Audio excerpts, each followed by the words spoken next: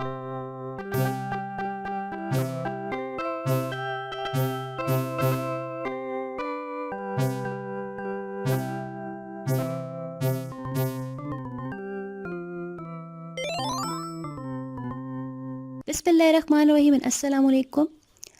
आज हम अपने इस लेक्चर में जो है वो एक छोटे से कॉन्सेप्ट को जो है वो डिस्कस करने जा रहे हैं जो बहुत इंटरेस्टिंग है। लेकिन लेक्चर को स्टार्ट करने से पहले मेरी आपसे एक छोटी सी रिक्वेस्ट है कि अगर आप मेरे चैनल पर न्यू हैं तो मेरे इस चैनल को सब्सक्राइब ज़रूर कर लें ताकि आपको मेरी न्यू आने वाली वीडियोज़ जो हैं वो इजीली मिल सकें। चलें लेक्चर को जो है वो अब स्टार्ट करते हैं। आज के इस लेक्चर में जो है हम दा और दी के कॉन्सेप्ट को अच्छी तरह से क्लियर करेंगे। मैंने अक्सर जो है वो क्लास में देखा है कि कुछ स्टूडेंट्स ऐसे होते हैं जो दा और दी के कॉन्सेप्ट को जो है वो एक ही कैटेगरी में डाल लेते हैं, यानी उनके नज़दीक दा भी एक ही चीज़ है, दी भी एक ही चीज़ है।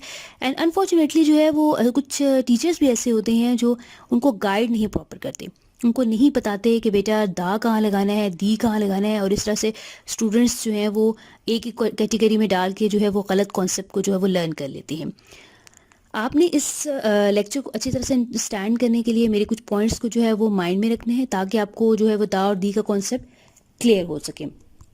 चलिए प्रॉपर स्टार्ट करते हैं आज के लेक्चर को। अगर हम इन दोनों के स्पेलिंग्स को देखें तो स्पेलिंग्स दोनों के सेम है बट प्रोनाउंसिएशन इज़ डिफरेंट।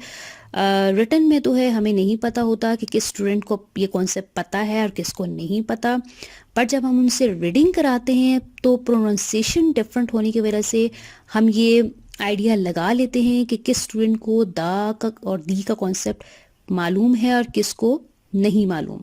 सबसे पहले जो है वो आपको वाउल और कॉन्सोनेंट्स का डिफरेंस पता होना चाहिए। आप सबको पता है कि in English there are 26 letters, ठीक है। इंग्लिश में 26 लेटर्स होते हैं जिसमें से 5 वाउल्स होते हैं and the rest of the letters are consonants. यानी 26 लेटर्स में जो है 5 जो है वो वाउल्स होते हैं और जो बाकी बच जाते हैं, बाकी हमारे पास 21 बच जाते हैं, वो सारे लेटर्स जो है वो कॉन्सोनेंट्स की कैटेगरी में आ जाते हैं। आप सबको वाउल्स का पता है कि इंग्लिश में जो है वो A, E, I, O, U 5 vowels हैं जिन जो वर्ड्स इनसे स्टार्ट होते हैं इन 5 से, उनसे पहले हम एन लगाते हैं। आई थिंक ये आपको पता ही होगा। दा और दी की बात अब करते हैं कि दा कहाँ लगाते हैं और दी कहाँ लगाते हैं। आप सबको पता है दा और दी बेसिकली जो है वो आर्टिकल्स हैं, ठीक है। कौन सा आर्टिकल है, ये दोनों जो है वो डेफिनेट आर्टिकल की कैटेगरी में आते हैं, ठीक है। इस पे हम मज़ीद डिस्कस नहीं करेंगे, हम जस्ट दा और दी के कॉन्सेप्ट को आज क्लियर करेंगे। दा की बात करें तो आपने ये याद रखना है कि जब आप पढ़ रहे हों, जैसे अगर आपके पास वर्ड है जो कि कॉन्सोनेंट से स्टार्ट होता है तो आप द यूज़ करेंगे, ठीक है। जैसे फॉर एग्जांपल बी से बॉल होता है तो हम बात कर रहे हैं द बॉल, ठीक है। अगर कोई वर्ड जो है वो वाउल से स्टार्ट नहीं होता, कॉन्सोनेंट से स्टार्ट होता है, जो मैंने आपको लेक्चर के स्टार्ट में बताया था कि कॉन्सोनेंट्स जो हैं A, E, I, O, U letters को निकाल के जो बाकी लेटर बच जाते हैं वो कॉन्सोनेंट की कैटेगरी में आते हैं, ठीक है।